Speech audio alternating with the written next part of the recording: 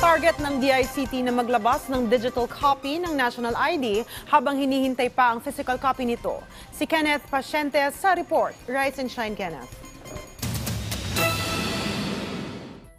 Marami pa rin ang naghihintay na dumating ang kanilang national ID. Ilang taon na buhat ng magsipag-apply. Sa sectoral meeting ng Pangulo kasama ang DICT, mismong si Pangulong Ferdinand R. Marcos Jr. na ang nagsabing dapat masolusyonan na ang problema dahil kahit siya, naiinip na sa tagal ng proseso ng physical o plastic card ng national ID. Dahil dito, maglalabas ng digital national ID ang DICT. Ibig sabihin, habang hinihintay ang physical national ID, tatrabahuhin na muna ng DICT ang digital copy ng national ID. Wala naman pong ultimatum. Kami na po ang nagbigay ng basically ng goal namin. No? I'm hoping that with the full support of the President and the full support perhaps of our legislators to give us all the necessary budget, or at least, if not 100%, a significant portion of it by year-end.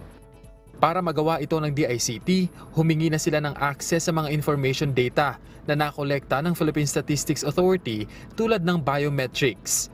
They have captured about 80 million identities already, and it's in their database.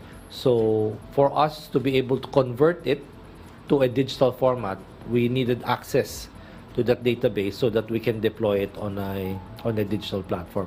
Ayon sa DICT, pinapabilis na ang pagre-release ng physical national ID at inisyal na solusyon lamang ang digital copy. Titiyakin din ng ahensya na secured ang mga datos para sa digital ID. All our systems are developed with security in mind. No? So this is what we call in our approach security by design. Meaning, security is not as an afterthought. Kumbaga, from the very beginning when we design it, it's already with security features.